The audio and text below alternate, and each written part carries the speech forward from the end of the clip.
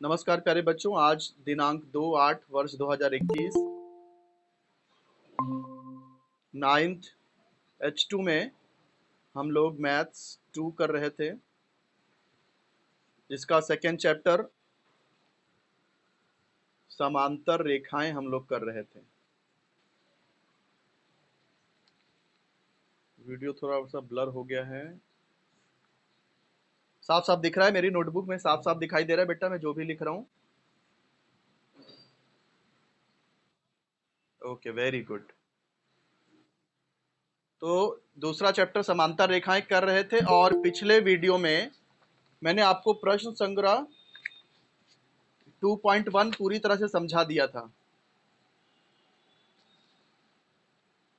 इसमें कहीं कोई डाउट है?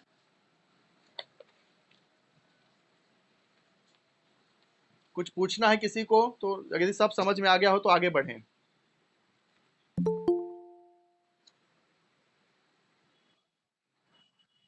ओके बेटा, वेरी गुड वेरी गुड। तो ये पांचवा जो सवाल है वो देखो यहाँ पे रिड्यूस कर दिया गया है, वो एग्जाम में नहीं रहेगा। अब हम देखेंगे समांतर रेखाओं के गुणधर्म। देखो, समांतर रेखा का गुणधर्म क्या होता है बेटा? समांतर रेखा और तिर्यक रेखा का गुणधर्म ये आप लोग 8वीं कक्षा में ही पढ़ चुके हो।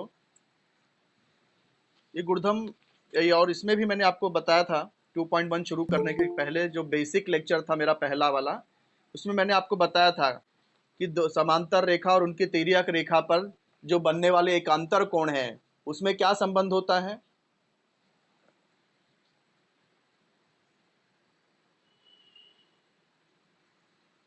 बोलो बेटा, एकांतर कोणों में क्या संबंध होता है?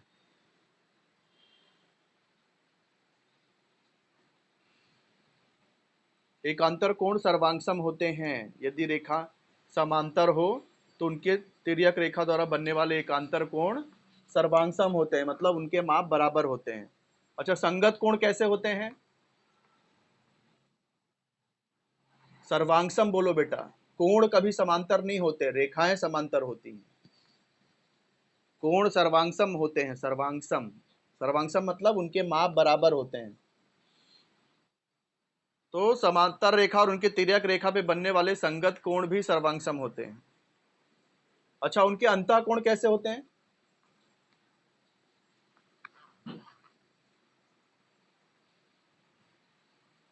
अंतः कोण संपूरक होते हैं, यानी कि उनके मापों का योगफल 180 अंश का होता है। उनके मापों का योगफल 180 होता है। अंतः कोण याद है? मैंने बताया था, जब दो कोण सी जैसा आकार बनाते हैं तो वे अंतः कोण होते हैं। उनके मापों का योगफल 180 अंश होता है। ठीक है, अब चलते हैं आगे। आप लोग भूल गए हो तो वो लेक्चर में वापस से मेरा देखना। 2.1 का जो बेसिक लेक्चर मैंने सबसे पहले दिया था, उसमें मैंने सारी बातें समझाई हैं, वापस से उसको अच्छी तरह से देख के समझ लेना। अब हम लोग देखो, एक यहाँ पर एक प्रमेय करने वाले हैं। प्रमेय क्या होता है पहले वो समझ लो बेटा। प्रमेय मतलब, प्रमेय एक सूत्र होता है, लेकिन उस सूत्र को हम प्रूव कर सकते हैं। जिस फार्मूले को, जिस नियम को सिद्ध किया जा सकता है उसे प्रमेय कहा जाता है। बात समझ में आई? तो ऐसे ही देखो, एक नियम है। नियम क्या है? एक नियम यह है कि त्रिभुज के तीनों कोणों के मापों का योगफल 180 अंश होता है। मतलब किसी त्रिभुज के तीनों कोणों को अगर आप प्लस करोगे तो उत्तर हमेशा 180 ही आएगा। ये नियम है। तो इस नियम को हम लोग सिद्ध कर सकते हैं, इसलिए इसे प्रमेय कहा जाता है। अब इसको सिद्ध करके देखते हैं। चलो हम लोग सिद्ध करते हैं। इसमें सबसे पहले क्या दिया है? एक त्रिभुज। तो एक त्रिभुज बना लेते हैं। त्रिभुज ABC यहाँ पर है। अब देखो, जो चीज दी जाती है ना, दी गई जानकारी को हमेशा दत्त की हेडिंग में लिखते हैं। तो यहाँ क्या दिया है? त्रिभुज दिया है। कौन सा त्रिभुज? ABC। तो हम लोग दत्त में क्या लिखेंगे? त्रिभुज ABC कोई एक त्रिभुज है। फिर साध्य। सिद्ध क्या करना है? हमको ये प्रूफ करना है कि इसके तीनों कोणों के मापों का योगफल 180 अंश होगा। तो इसके तीन कोण कौन से हैं? पहला कोण देखो एक तो कोण ए है, इसे हम लोग 3 अक्षर से कैसे लिखेंगे? कोण बी ए सी या सी ए बी लिख सकते हैं। दूसरा कोण है बी, उसे 3 अक्षर से कैसे लिखेंगे? बी बीच में आना चाहिए ना, तो या तो कोण ए बी सी लिखो या कोण सी बी ए लिखो, दूसरा कोण भी लिख दिया। तीसरा कोण है सी, तो उसे कैसे लिखते हैं? या तो कोण ए सी बी लिखो या तो कोण बी सी ए लिखो, सी बीच में आना चाहिए। अब हमें क्या सिद्ध करना है कि इनका जो योगफल है, मतलब इनको प्लस करेंगे तो 180 आएगा। तो प्लस लगा दी, प्लस करने पे बराबर आएगा 180 के, ये हमें सिद्ध करना है, तो साध्य में लिख दिया। अब इसको सिद्ध करने के लिए हमें एक रचना करनी पड़ेगी, क्योंकि हम इसको समांतर रेखा के नियम से सिद्ध करने वाले हैं, तो इसलिए एक समांतर रेखा की जरूरत पड़ेगी हमें। तो इसलिए हमने क्या किया, यहाँ पर ये बिंदु ए से जाने वाली एक रेखा पी क्यू इस तरह से खींचा जो भुजा बीसी के समांतर हो। किसी का माइक ऑन है बेटा, डिस्टर्ब हो रहा है, माइक बंद करिए प्लीज। नाम लेके बोलना पड़ेगा या खुद से बंद कर दोगे?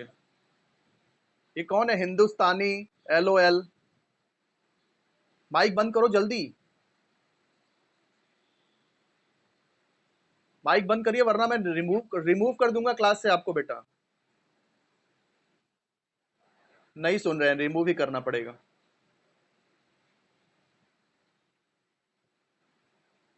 ठीक है, चलो बेटा देखते हैं। तो यहाँ पे रचना में क्या किया हमने, बिंदु ए से भुजा BC की समांतर रेखा L खींच दिया है, और उस पर दो बिंदु P और Q ले लिया है। और ये बिंदु P और Q किस प्रकार से हैं? देखो P, A और Q तीनों एक रेखा में हैं, इसलिए इसको P dash A dash Q ले लिया है। अब हम लोग इसे प्रूफ करेंगे। देखो कैसे प्रूफ करना है, हमको ये आंसर लाना है, ये साध्य है, मतलब ये आंसर लाना है। तो ध्यान से देखो, यहाँ पर PQ समांतर BC हमने यहाँ रचना किया है। यहाँ पर AB तिर्यक रेखा है और AC भी तिर्यक रेखा है। तो AB इस तिर्यक रेखा पर देखिए, यहाँ पर ये जो कोण ABC है और कोण PAB है, कोण ABC और कोण PAB किस तरह का कोण बन रहा है?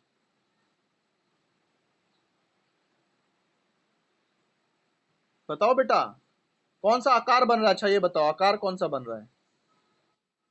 जेड बन रहा है। तो जेड जो बनता है वो कौन से कोण होते हैं जेड जैसे आकार वाले? जेड जैसे आकार वालों, हाँ उसको बोलते हैं एकांतर कोण। यस, तो एकांतर कोण यहाँ पर बराबर होंगे दोनों, क्योंकि ये समांतर रेखा पर की तिर्यक रेखा पर बनने वाले कोण हैं, तो रेखा समांतर इसलिए बराबर हो गया। ऐसे ही देखो ये साइड में भी देख लो, ये जो कोण सी है, सी मतलब ये कोण ACB जो है, ये कोण QAC के बराबर आ रहा है, ये भी एक अंतर कोण है, जेड जैसा बन रहा है, तो इसलिए ये भी बराबर हो गया, कारण एकांतर कोण। ये नंबर 1, ये नंबर 2। हाँ, तो अब देखो ये 1 और 2 को, ये जो कथन 1 है और 2 है, उसे हम लोग को प्लस किया गया है। क्यों प्लस किया गया? क्योंकि यहाँ भी देखो हमको जो सिद्ध करना उसमें प्लस किया गया है, इसलिए इसे भी प्लस कर दिया गया है। 1 और 2 से ये ABC प्लस ACB, कोण ABC प्लस कोण ACB प्लस हो गया, तो राइट साइड में भी प्लस हो जाएगा, बीच में बराबर है तो बीच में बराबर लिखेंगे। फिर कोण PAB प्लस कोण QAC, ये प्लस हो गया, नंबर 3। अब ध्यान से देखो, हमको सिद्ध क्या करना था? ABC plus ACB plus BAC लाना था। इसमें से दो मिल चुका है, देखो कोण ABC मिल गया है, और क्या था? कोण ACB भी मिल गया है। एक चीज बच गया है, क्या बच गया है बताओ? ये दो तो मिल चुका है, कोण BAC बच गया है, तो इसलिए क्या करेंगे हम लोग? कोण BAC को इधर प्लस कर देंगे, लेफ्ट में भी, और लेफ्ट में प्लस करेंगे तो राइट साइड में भी करना पड़ेगा। इसलिए देखो नीचे क्या लिखा है, ये जो समीकरण 3 है, इसके दोनों पक्षों में कोण BAC जोड़ने पर।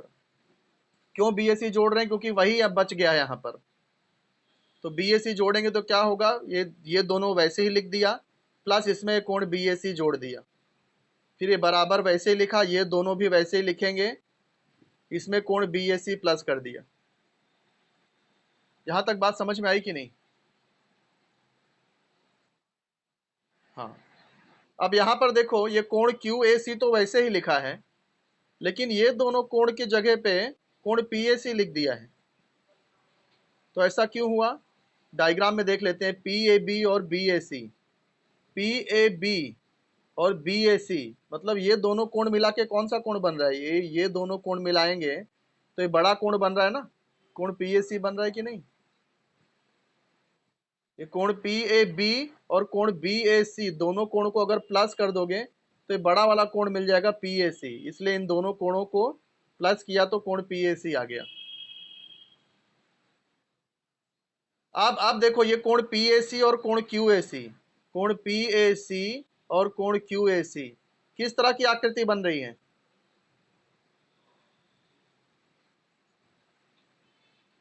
दिमाग लगाओ बेटा, जल्दी याद करो फटाक से। किस तरह की आकृति बन रही है? टी जैसा नहीं बन रहा है? टी जैसा, टी जैसा रहता है तो ऐसे कोणों को क्या बोलते हैं? रेखीय युगल कोण। तो ऐसे कोणों के बारे में क्या संबंध है, क्या जानते हो आप? रेखीय युगल कोण कैसे होते हैं?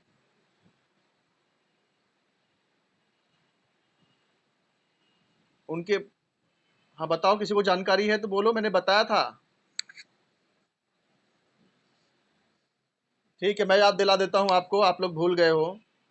जो टी जैसे आकार बनाते, जब दो कोण टी जैसा आकार बनाते हैं वह रेखीय युगल कोण रहते हैं और उनका योगफल 180 अंश रहता है। तो इसलिए ये दोनों का योगफल भी 180 अंश रहेगा। क्यों रहेगा? क्योंकि ये रेखीय युगल कोण है, रैखिक युगल कोण। तो ये सिद्ध हो गया ना बेटा। देखो यहाँ पर तीनों त्रिभुज के तीनों कोण आ गए, कोण ए, कोण बी, कोण सी, तीनों को प्लस किया है तो एक उत्तर 180 आ रहा है।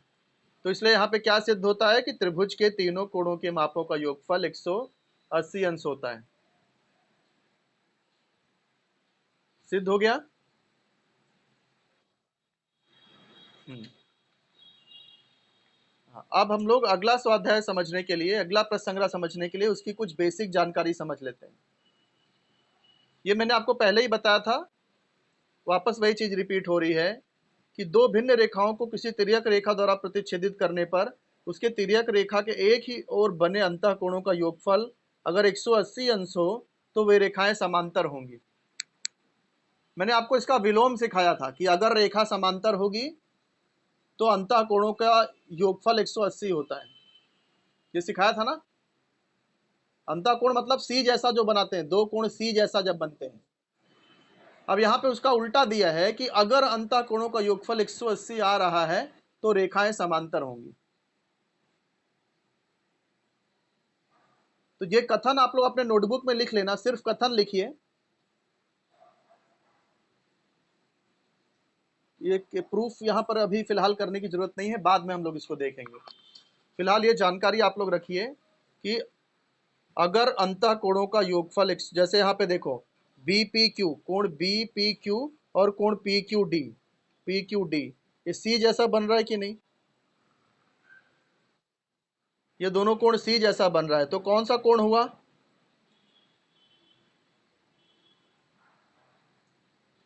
ये हो गया अंतःकोण। क्या हो गया? अंतःकोण। अब देखो यहाँ अंतःकोणों का योगफल 180 दिया है, तो जब कभी ये जानकारी दी होगी तो ये जो रेखा होगी AB और CD, कोई भी नाम कोई भी हो सकता है, वो रेखा आपस में समांतर होंगी।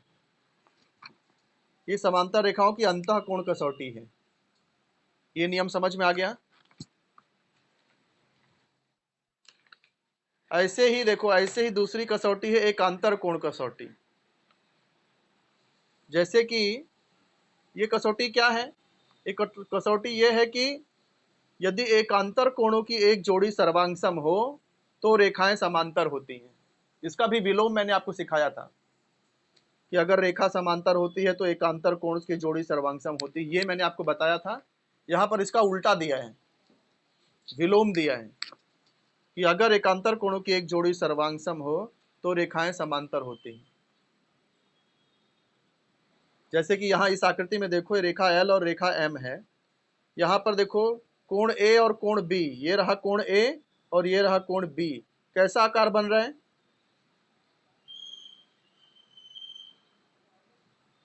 किस तरह का आकार बना रहे हैं कोण ए और कोण बी? तो कौन सा कोण हो गया फिर ये? जेड जो बनाते हैं वो कौन से कोण?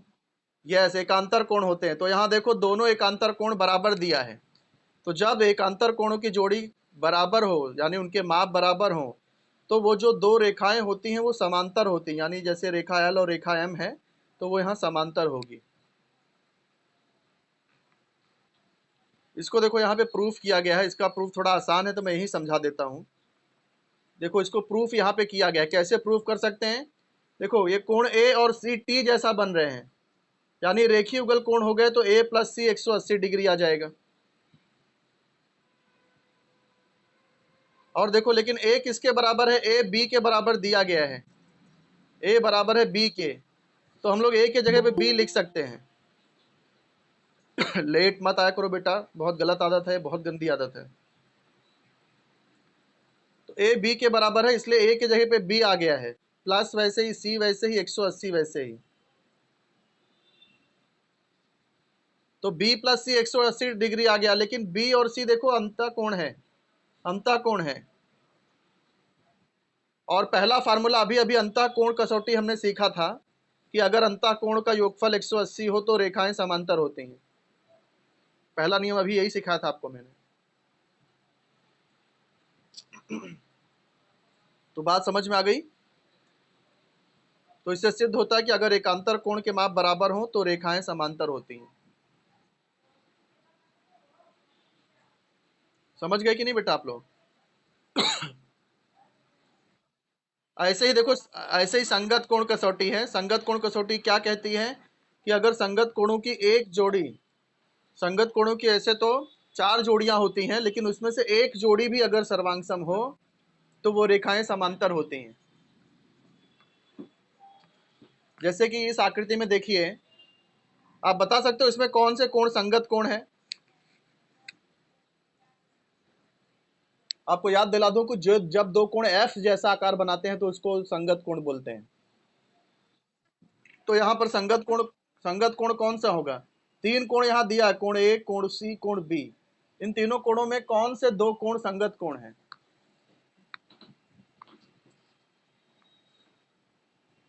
जरा टाइम मत लीजिए बेटा, जल्दी बताइए।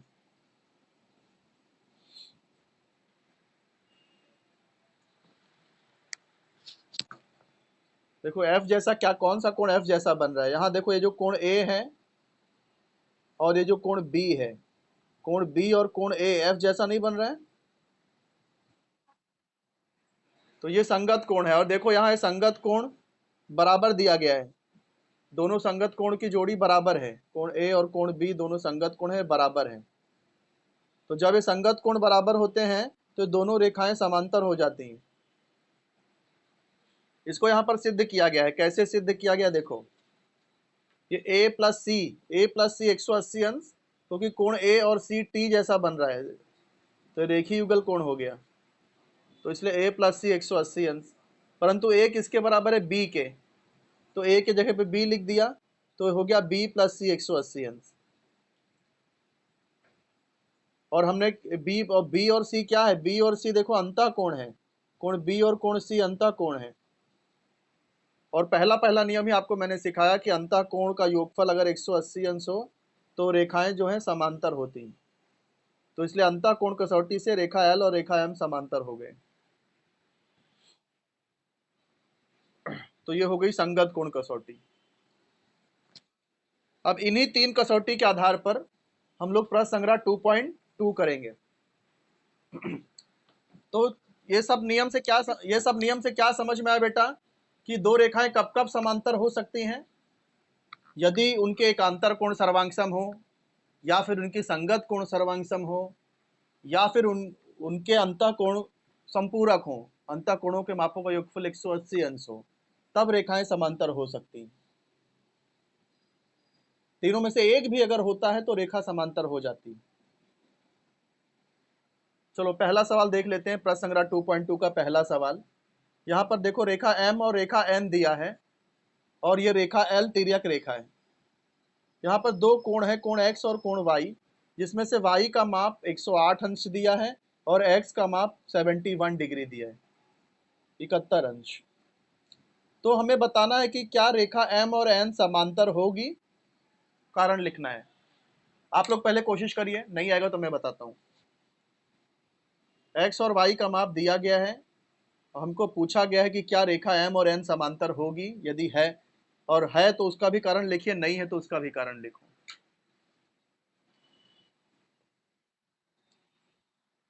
मैं बताऊं या आप लोग बताओगे?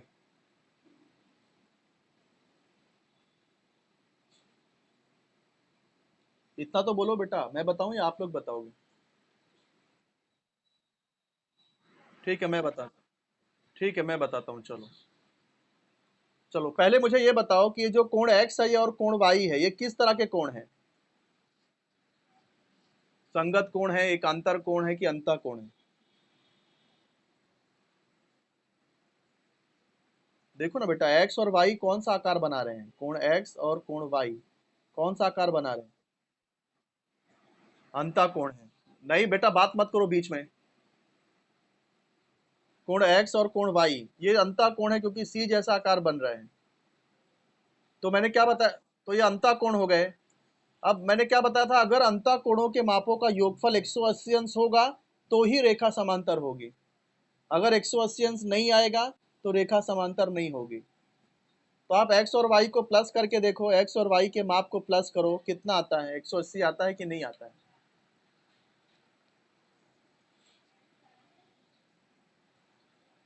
108 और 71 दोनों को प्लस करेंगे तो कितना आंसर आएगा?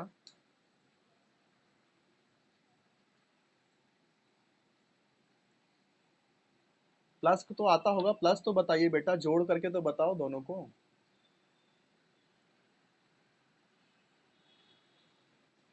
108 और 71 दोनों को प्लस करोगे तो कितना आएगा?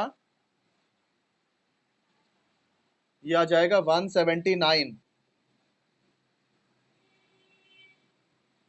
तो वो 180 नहीं आ रहा है, अंतः कोणों का योगफल 180 नहीं है, इसलिए यहाँ पर रेखा एम और तथा रेखा एन समांतर नहीं होगी। बात समझे कि नहीं? इसको लिखोगे कैसे?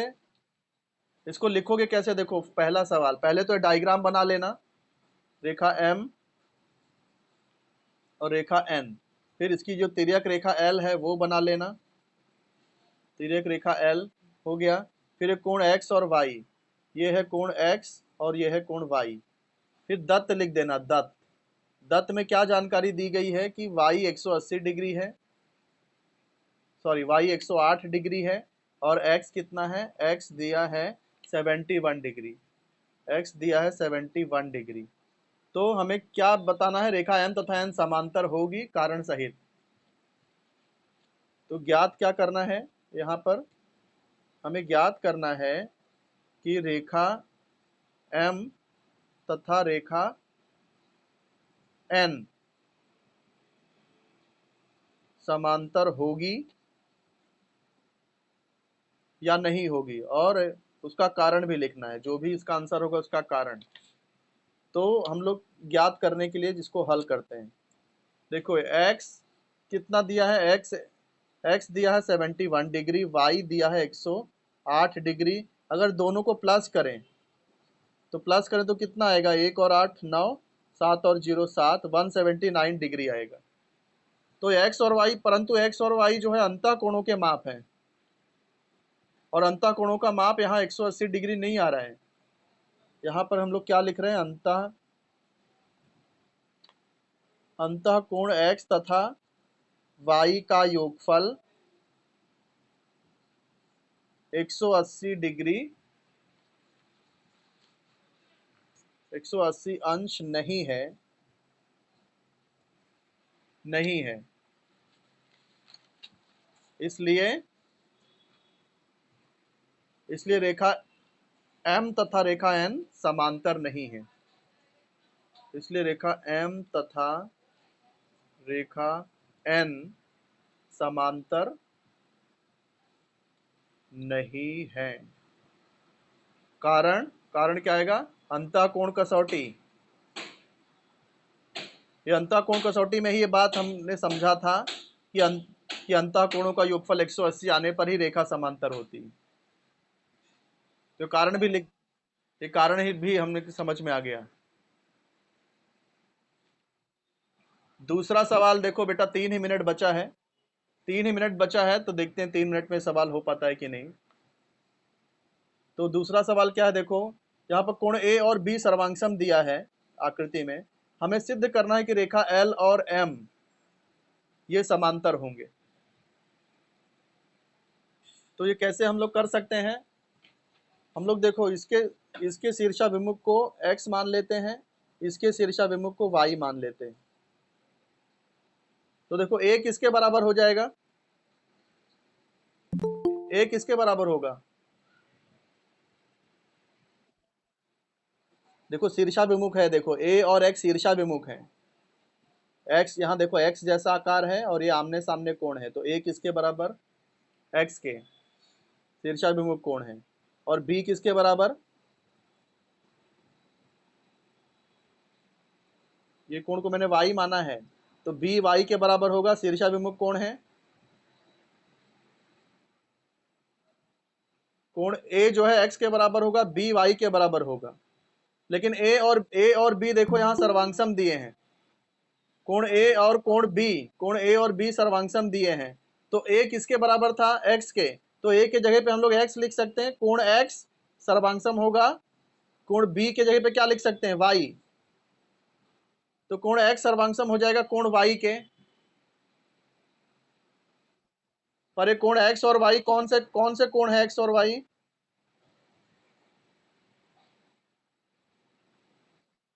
एक अंतर कोण है, एक अंतर कोण यहाँ बराबर सर्वांगसम आ गए, तो इसलिए रेखा समांतर हो जाएगी।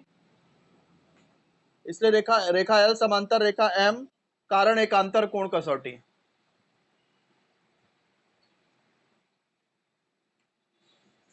कितने लोगों ने लेक्चर अटेंड किया है आज का?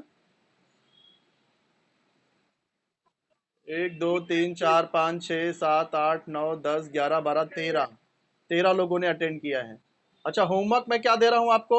ये जो मैंने कसौटियां आपको बताई थी, संगत कोण। हाँ, बोलो बेटा।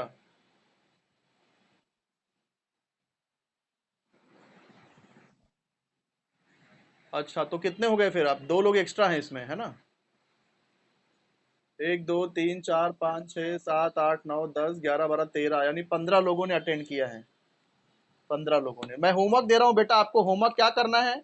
ये जो मैंने आपको 3 कसौटियां बताई थी ना, संगत कोण कसौटी, संगत कोण कसौटी का सिर्फ स्टेटमेंट लिखना। फिर सॉरी, ये अंतः कोण कसौटी का स्टेटमेंट लिखना। संगत कोण कसौटी, एक अंतर कोण कसौटी का स्टेटमेंट भी लिखना, उसको सिद्ध भी कर देना। और प्रश्न संग्रह 2.2 के ये 2 सवाल हल कर देना। यही आपका होमवर्क है। अब आपका समय दूसरे लेक्चर के लिए हो रहा है, तो अब आप लोग, ये लेक्चर यहीं स्टॉप कर रहा हूँ, अगला लेक्चर ज्वाइन करिए, होमवर्क कंप्लीट करना। Okay, bye. बाय।